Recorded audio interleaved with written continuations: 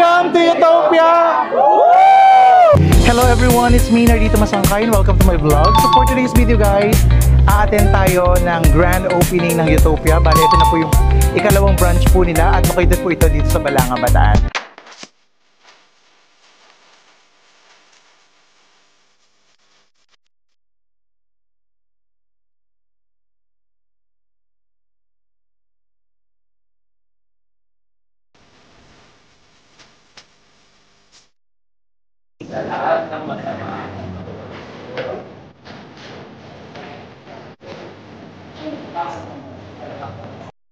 Hi guys, today is a wonderful day dahil na-invite nga tayo ng Utopia para sa kanilang grand opening ng second branch nila dito sa Balanga, Bataan. Bali, sinalubong na nga pala tayo ng mga nagagandahan nilang crew at present din ang family and friends nila. Nakakatuwa guys kasi sobra talagang daming pumunta dahil nga 50% off ang lahat ng nasa menu nila as of July 13, 2025. So one day, 50% off lang ito guys. Kaya kung nakapunta kayo, edi bongga na. Bali, ito yung pinaka-exciting part guys na kung saan kakain na tayo ng lunch natin. So naka-buffet service sila dahil nga grand opening nito guys.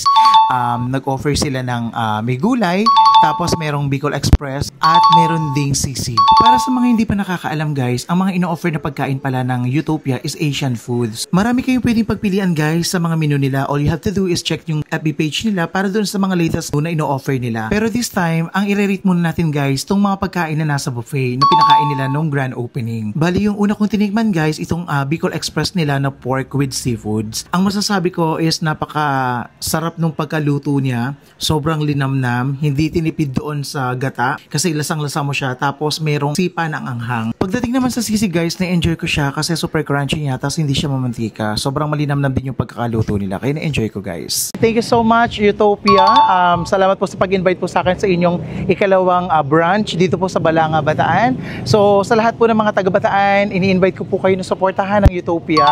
So kung nagustuhan po ninyo yung aking munting vlog sa grand opening po ng Utopia, please don't forget to like, share, and subscribe para updated po kayo sa mga business po na pinopromote po natin dito sa Bataan. Thank you so much everyone. Bye-bye. God bless.